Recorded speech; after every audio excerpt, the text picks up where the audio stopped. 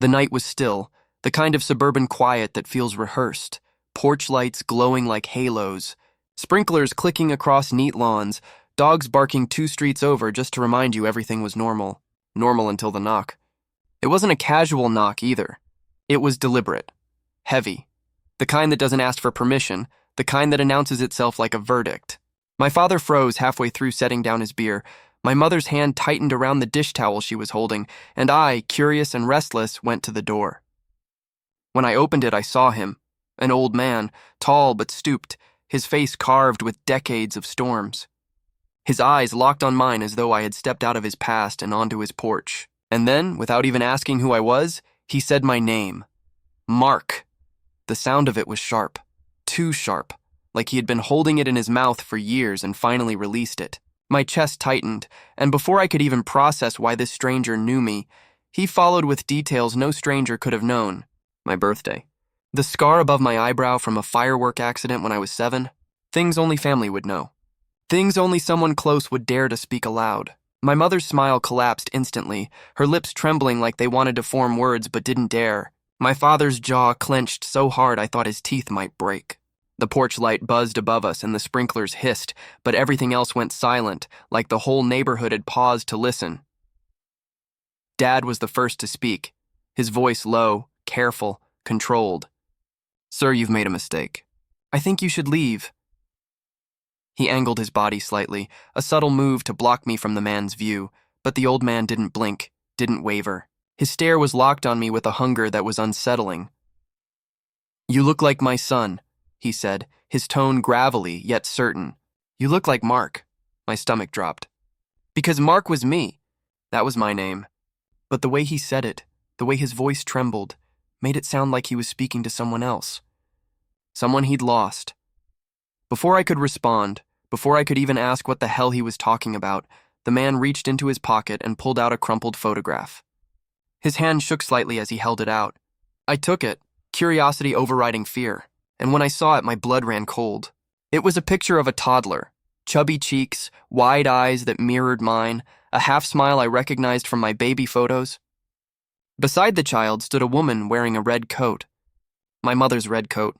The exact same one I had seen in our old photo albums, except this wasn't one of those albums. I had never seen this picture before in my life. Dad's hand shot out and snatched the photo away. "That's enough," he snapped, his voice sharper now. "We're calling the police." But the old man only raised his hands, palms out, calm as ever. "Call a lawyer," he said, his tone dripping with certainty. "You'll need one." The words dropped like a bomb. The air around us shifted. The neighbors, who had been quietly walking their dogs, stopped mid-step, leashes hanging slack as their heads turned toward our house. Mrs. Conway, the self-appointed queen of our HOA, stood across the street pretending to fiddle with her phone, but I could see her lips moving.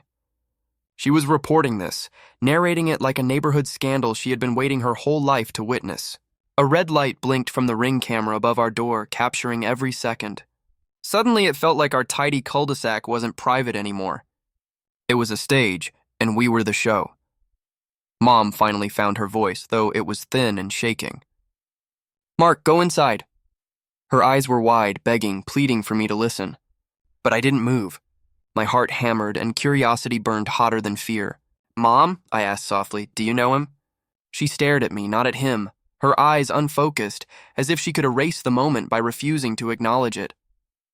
"He's a stranger," she said, the words brittle, hollow, unconvincing. The old man leaned in slightly, his voice lowering to something conspiratorial, something meant just for me. "Check the birth certificate, kid." His knuckles rapped against the doorframe twice, like the bang of a judge's gavel. "Yours won't have a hospital seal." My breath caught. The words lingered in the air, poisonous, undeniable. My pulse roared in my ears, and for the first time in my life, I questioned the one thing I had always taken for granted, who I was. That night, after the old man finally walked away under the watchful eyes of half the neighborhood, I couldn't shake his words. My parents tried to distract me with reassurances, but their eyes betrayed them. They wouldn't look at me for too long, and every time they did, I saw something flicker. Fear, guilt, something worse. When the house went quiet, I dug through the file cabinet in Dad's office. My documents were all there. Driver's license, immunization record, report cards. And then, at the bottom, my birth certificate. At first glance, it looked fine, like any official document. But then I noticed it. The corner faded and torn, the hospital name missing, the seal absent. A blank where there should have been proof. My stomach twisted into knots. As I sat there, the photo the old man had shown me slipped out from between the papers. I turned it over, my fingers trembling. On the back, in my mother's handwriting, her unmistakable cursive, were 4 words that made my blood run ice cold. Do not tell Mark. Before I could process the betrayal, my phone buzzed on the desk. A message from an unknown number. I opened it with shaking hands. Meet me at the Wawa on Maple at 8 a.m. Come alone. It was signed. Earl. The night that had started with a knock had split my life in 2. And now I was standing on the edge of a truth I wasn't sure I wanted, but couldn't resist uncovering. The next morning, the air felt heavier, like the world itself knew my life was teetering on some invisible edge. I drove to the Wawa on Maple with my heart pounding in sync with the windshield wipers, though there was no rain. Every block felt like a test, every passing car like it might be following me. By the time I pulled into the cracked asphalt parking lot, my palms were slick with sweat. The Wawa was buzzing with the usual morning chaos. Construction workers grabbing hoagies, students fumbling for energy drinks, tired mothers juggling coffee cups. But for me, it was ground zero. Because sitting by the coffee station, calm and deliberate, was Earl. He was stirring sugar into a black styrofoam cup as if time bent around him, as if he'd been waiting for this moment longer than I'd been alive. When his eyes lifted and locked onto mine, there was no hesitation, no flicker of doubt. He gestured to the chair across from him, like a judge inviting a defendant to sit. My throat was dry as I slid into the seat. You fixed my car, he said, voice steady, carrying the weight of 1,000 untold truths. Let me fix your life. Before I could reply, he reached into his jacket and pulled out a manila envelope. The paper was worn, creased as if it had been opened and closed countless times. He slid it across the table, the sound of it scraping against the formica louder than it should have been. My hands shook as I opened it. Inside was something I recognized instantly, a printout from one of those Ancestry DNA kits I'd mailed in half a year ago, a test I'd forgotten about because the results had never shown anything interesting. Or so I thought. This printout, though, told a different story. There it was, in bold. 99.97% probability of relation. Grandparent match, Earl Whitaker. I froze. How did you even... He cut me off with a tap of his finger on the table. Public databases. Paper trails.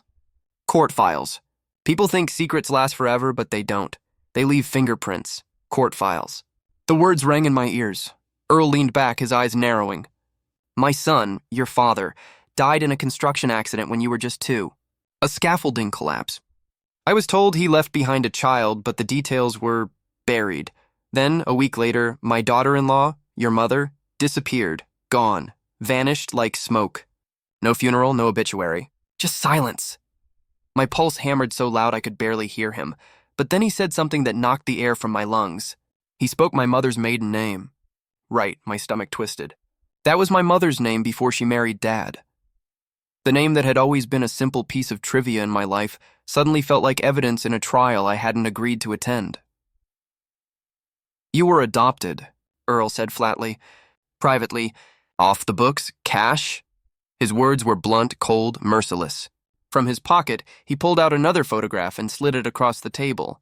My eyes fell on it and my whole body went cold. It was my mother, the woman I'd called Mom my whole life, wearing that same red coat, but she wasn't smiling. She was standing in what looked like a county parking lot holding me in her arms.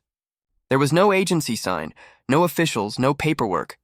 Just winter breath curling in the air and fear in her eyes. I couldn't breathe.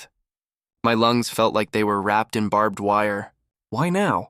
I finally managed to whisper. Why show up after all these years? Why not before? For the first time, Earl hesitated. His hand tightened around the coffee cup, knuckles whitening. Because the woman who arranged it all just died, he said, his voice lower now, almost breaking. And her son, he cleaned out her garage, found boxes of files she'd kept hidden, sold them on Facebook Marketplace of all places. One of those folders had your name on it. Mark Whitaker. Next to it in her handwriting it said, Whitaker Wright, $80,000. The number hit me like a gut punch. $80,000. My head spun. My entire existence reduced to a price tag. The floor of the Wawa felt like it was tilting beneath me, the tiles slippery with a truth too big to stand on. I stared at Earl, searching for something human in his eyes, but all I saw was desperation layered with guilt. I want what's left of my family, he said softly, almost pleading, and you deserve to know who you are. You deserve your name back. Before I could respond, my phone buzzed. A text from Dad lit up the screen. Do not talk to him. He's dangerous. Come home, my throat tightened. My father's urgency bled through the screen. But before I could even type a reply, another notification popped up. This one wasn't from Dad. It was from an unknown number. Attached was a single photo. My blood froze. It was my house. My basement door. Open. The caption below sent ice crawling down my spine. Found the box. If you open it, we're all ruined. I stared at the message, the room spinning around me.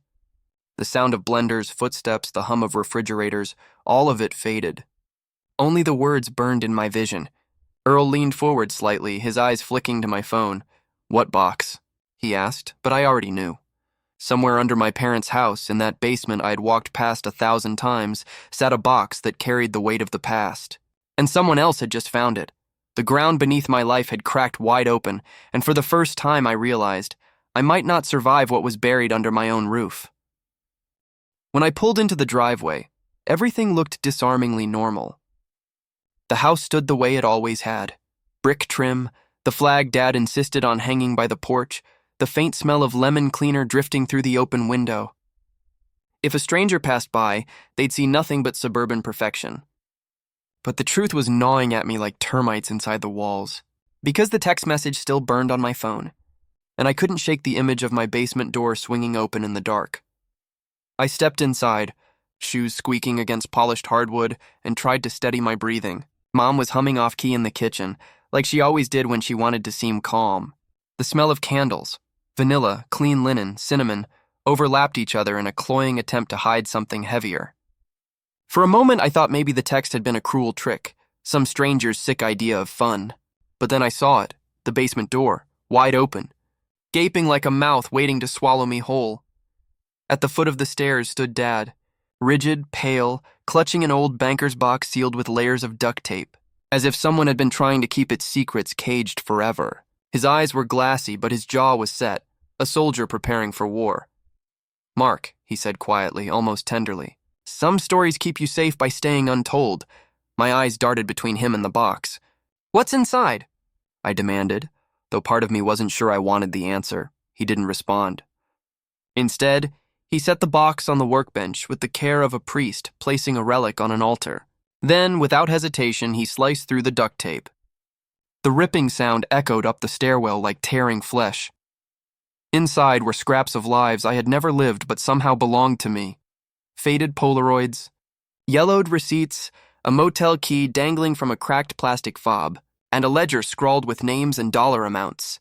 Blue ink bled into the paper, red circles marked certain entries, and there, unmistakable, was my birthday, circled not once but twice. I reached for the photos first. The first image froze me in place. Mom, in her infamous red coat, standing in front of a dilapidated sign that read, Royce Motel, Exit 12. Her smile was tight, forced, her eyes shadowed by fear. The second photo was a bedspread littered with cash, thick stacks banded together like bricks of silence. The third cut deepest. Me, a toddler screaming, cheeks raw with windburn, a shadow falling over me that didn't belong to either of my parents. A sound broke behind me. Mom had come down the stairs wringing her hands in a dish towel that would never be clean again. Her eyes darted to the photos, then to me, and something inside her seemed to fracture. I saved you, she whispered, the words shaking with both pride and guilt. Your birth mother was gone. No one was coming for you. We paid a woman who knew a judge who owed us a favor. We gave you a name, a family, a life. And we never looked back. Her voice cracked on that last word. I lifted the ledger, my throat tight. But the money? All these names? What is this? Her jaw trembled as she met my gaze. Everyone got paid. The judge, the go-between, even the birth mother's friend. The word friend spilled out of her mouth like poison.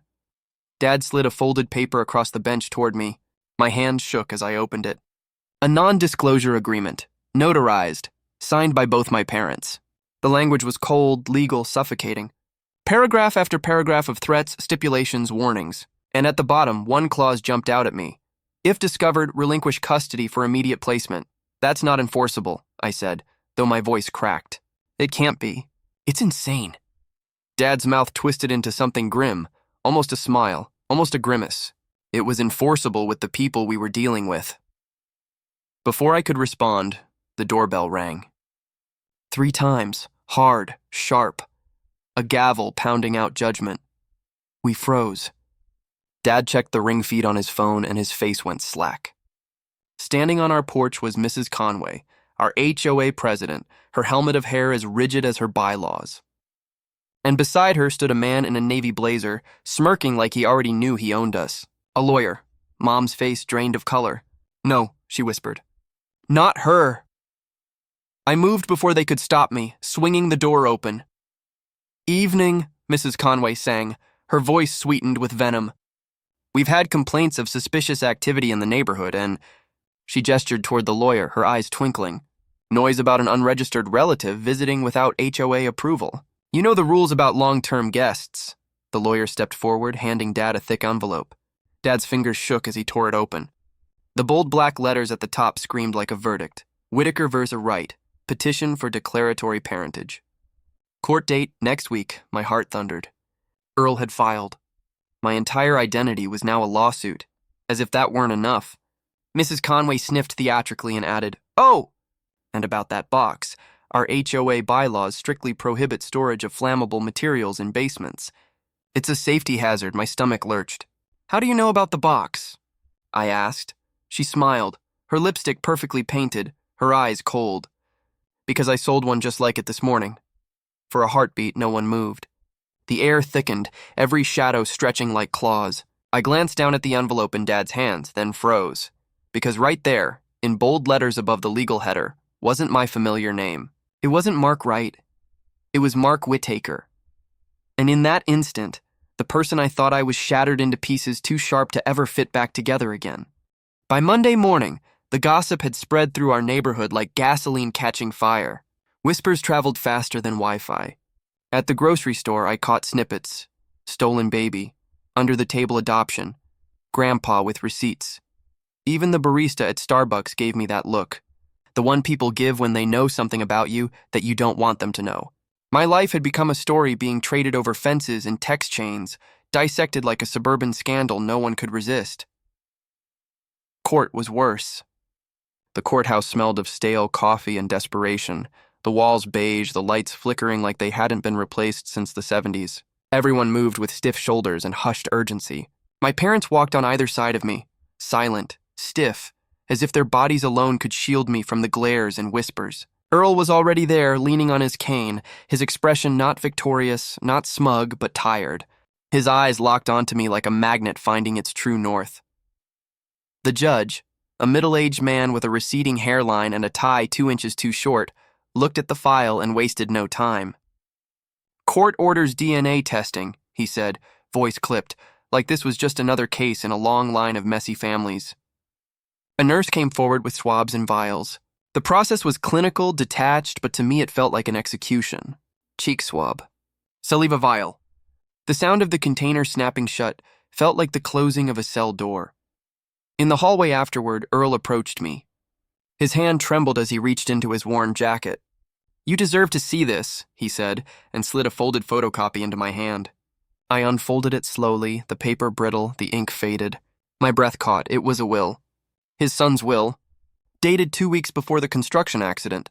My supposed father's handwriting, shaky but clear, leaving everything, a house in Hoboken, a pension, and a small life insurance policy, to my son, Mark Whitaker, born April 21st.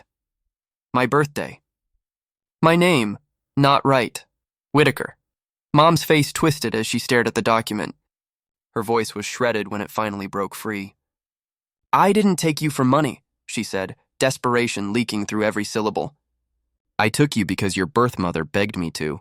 She said Earl would never let you live free. She said he'd rather own a child than love one. Earl's face cracked, the lines of grief deepening like fissures. His voice came raw, almost pleading. She was sick. Postpartum psychosis. I would have gotten her help. I would have raised him. His eyes turned to me, glassy, burning. I would have raised you. The silence in that hallway was suffocating, every truth like a stone pressing down on my chest. Before anyone could say another word, the bailiff emerged. Results are ready. The room went silent as the lab tech delivered the envelope to the judge. My heart slammed against my ribs as he read the report aloud. Grandparent match, 99.97%. Parent match, inconclusive, because the father was deceased. But the probability was undeniable.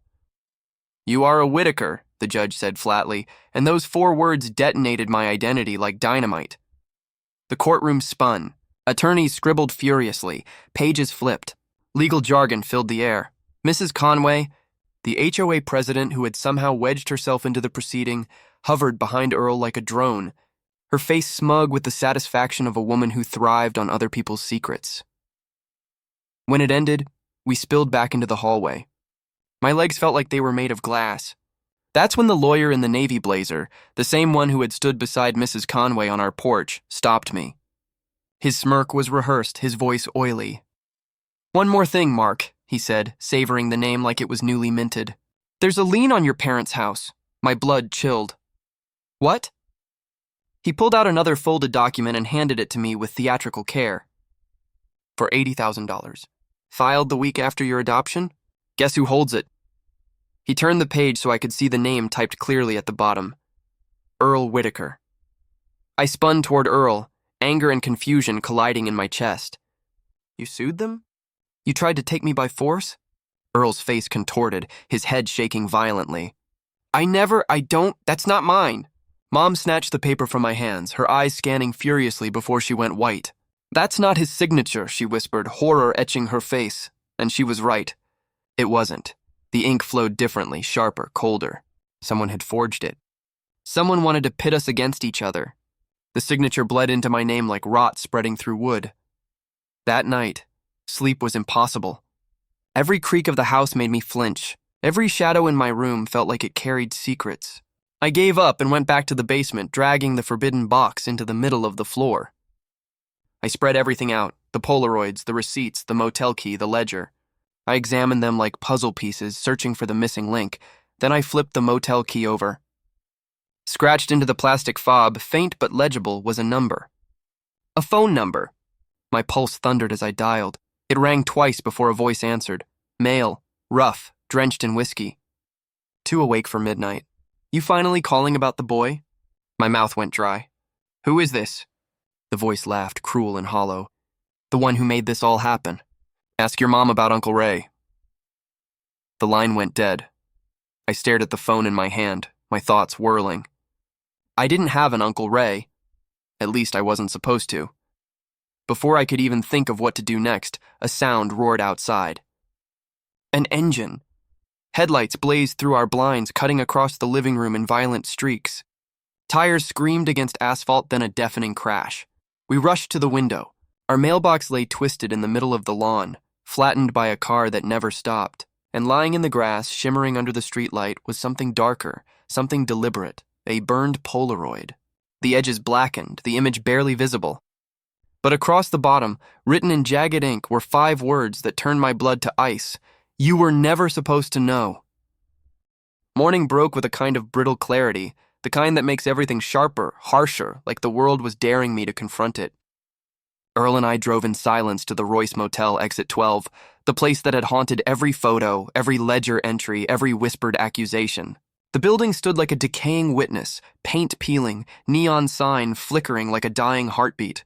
Inside, the air was heavy with stale smoke and disinfectant that couldn't quite mask the rot of secrets soaked into the walls. The manager looked up from behind the desk and froze when he saw me. His eyes widened with something like recognition. You again? He muttered, voice flat, cautious. My stomach tightened. Me again? He slid a dusty guest book across the counter, his finger tracing names like scars carved into time. My eyes locked on the entry. 23 years ago. My mother's maiden name written neatly, and beneath it another, Raymond Conway. Conway. My throat constricted. Mrs. Conway, HOA royalty. And Raymond Conway, her husband. The man I had never met, yet whose fingerprints were suddenly everywhere in my life. The manager leaned closer, lowering his voice. He did a lot of favors, introductions, judges, cash under the table. He took a finder's fee from both sides. His lip curled as though saying the words made him taste something bitter. That man could buy silence like most folks buy milk. My hands shook as I followed Earl down the faded hall to room 14. The room smelled of mildew and broken promises. The brown bedspread was still there, the one from the Polaroids, though now just a ghost of fabric worn thin from decades of strangers. We tore through the room until Earl found it, taped beneath the mattress, hidden all these years. A Ziploc bag. Inside, a mini cassette recorder and a yellowing note. If I disappear, Earl gets this. If he's dead, the kid will come. My fingers trembled as I clicked the recorder on. A woman's voice filled the room. Young, fragile, but clear enough to carve into my bones. Earl, if you're hearing this, I'm sorry. I can't fight them. They told me I wasn't fit. They said the judge already signed, that the baby would be safe. There's a man named Ray who arranged it. His wife runs the neighborhood association. He said if I talk, he'll pin the construction accident on you. My chest constricted as the tape clicked, and another voice cut in. Male, confident, smooth as poison. We do this quiet, we all walk. The Wright family pays, the Whitakers shut up, and no one digs. Then came the third voice, a voice that turned my blood to ice. Calm, familiar, steady. My father. Just make sure the papers look real. My wife can't know the corners we're cutting. No hospital seal? Fine, we'll keep it locked up. I stopped breathing. My knees nearly buckled, Mom's face crumpled. Tears welled as she choked out the truth she had hidden for decades. He did it to keep you. He did it because I would have told the truth and we would have lost you. Earl collapsed onto the motel bed, his hands trembling as he clutched his head. Ray, he spat, venom dripping from the name. He blackmailed me after the accident. Forged the lien. Said he'd bury my son's will if I didn't pay. I sold my house to feed his threats. The tape hissed before one last fragment played. My birth mother's voice again, broken but resolute. If the boy ever finds this, Mark, baby, I'm sorry I ran. They made me. The man with HOA friends said he'd ruin everyone if I talked. I loved you. I love you still. The tape clicked to silence. My heart was in shards. A shadow darkened the doorway. Mrs. Conway. Her hair lacquered into its helmet, her lipstick perfect, her eyes sharp enough to cut. Beside her stood the blazer-wrapped lawyer, and behind them, framed on the motel wall, an old photo of a ribbon-cutting ceremony. At the center of the photo, Raymond Conway. Same smirk as the lawyer. Same eyes. Property trespass, Mrs. Conway said briskly, her tone more fitting for an HOA citation than a confession of sins. And theft. You people never learn. I lifted the recorder, my voice raw but steady. We learned everything. Her smile was glacial. You think a tape ends us? My husband is dead. The judge retired. Paper goes missing. Show minutes get edited. Memories fade. But something in me snapped. Rage, grief, lineage, it all collided. I pressed the red button on the recorder again, my voice rising. Then say it on tape. Say you took money to broker an illegal adoption. Say you forged a lien. Say you threatened a woman with a fake accident. Say it for the court, for the neighbors, for every bake sale you poisoned with your lies. Her eyes flickered toward the lawyer. His Adam's apple bobbed nervously. The manager, silent until now, squared his shoulders, as if the decades of secrets had finally worn him raw.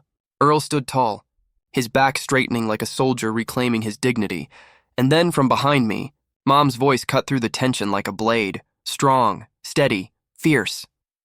I'll testify. The room froze. I'll tell the truth in full, she continued, her chin lifted, even if it destroys me. Because he deserves his name. Mrs. Conway's jaw worked, her mouth opening and shutting like a fish gasping for air. The lawyer's phone buzzed. He glanced at the screen, his face draining of color. Ma'am, he whispered, the judge just granted an emergency hearing. The will's been unsealed. The house, the pension, everything. The court recognizes Mark Whitaker. It hit the room like thunder. My name, the name I was born with. The name buried, sold, mortgage-liened, and almost erased. Mrs. Conway lunged for the recorder, but the manager caught her wrist. The cassette kept rolling, capturing her curses, her threats, the lawyer's desperate pleas, Earl's sobs, my mother's broken apologies, and me, standing there rooted in a motel room where my life had been stolen, finally reclaiming breath. Later, the neighborhood would splinter like glass. Lawsuits, news vans. Highway resignations, Facebook groups torn apart in digital civil war. But that night, Earl and I sat on the courthouse curb, the streetlight buzzing above us. He placed a heavy set of keys into my palm. Hoboken, he said. It's yours. Not for the money. For the photos in the nightstand. Your father built that porch with his hands. I closed my fist around the keys. They felt like anchors. Grandpa, I whispered, the word foreign but right. His smile cracked open decades of grief. When I got home, I opened the basement box one final time. I pulled out the ledger, the motel key, the burned Polaroid. I carried them outside and laid them in the grass. Dawn painted the cul-de-sac gold, and I grabbed a pen. Inside the box, I wrote my name.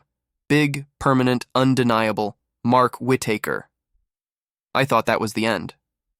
But a week later, my inbox pinged. An email, no sender, just a burner account. Inside was a high-resolution scan of the forged lien. Attached was a note. Ray didn't forge it. Your dad did. He did it to keep you, and to keep Earl from ever taking you back. My hands shook so violently I almost dropped the phone. Love, theft, lies, woven together in one signature. My father's. I stared at it until the ink blurred. Then, with tears hot in my eyes, I hit forward to the district attorney. Because this is America. We sue, we swear, we sign our names. And when the truth finally knocks on your door calling itself Grandpa, you don't run. You open it and let the whole neighborhood watch.